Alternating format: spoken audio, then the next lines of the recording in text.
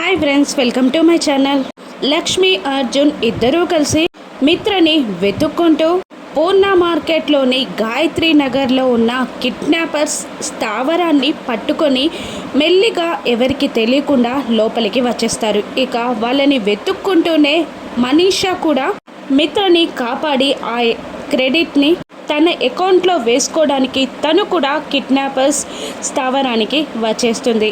లక్ష్మి అర్జున్ మాత్రం సౌండ్ రాకుండా మెల్లిగా ఒక్కొక్క అడుగు వేసుకుంటూ ఆ కిడ్నాపర్స్ని గమనిస్తూ వస్తూ ఉంటే మనీషా మాత్రం లక్ష్మి కన్నా ముందు వెళ్ళాలి అని తొందరగా నడుస్తూ అక్కడ తనకెదురుగా ఉన్న స్టూల్కి తగులుతుంది. దాంతో దాని మీదున్న బకెట్ కింద పడిపోతుంది. ఆ సౌండ్తో కిడ్నాపర్స్ అలర్ట్ అయి, అరే ఎవరో వచ్చారా, దాన్ని పట్టుకోండి అని కిడ్నాపర్స్ అరుస్తూ ఉండడంతో మనీషాకి అడ్డుగా లక్ష్మి అర్జున్ ఇద్దరు నిలబడతారు. ఇక లక్ష్మి అర్జున్ ఇద్దరూ కలిసి ఆ కిడ్నాపర్స్ని చిత్తుగా తుక్కుగా కొడుతూ ఉంటే మనీషా మాత్రం వెళ్ళి మిత్ర కట్లు విప్పుతూ, మిత్ర నేను మనీషాని నిన్ను సేవ్ చేయడానికి వచ్చాను అని అంటూ ఉండగా మిత్ర షాక్ అవుతూ ఉంటాడు. మరోవైపు లక్ష్మి అర్జున్ ఇద్దరు రౌడీలని బాధేస్తూ ఉంటారు. ఇందులో ఆ కిడ్నాపర్స్లో హెడ్ అయిన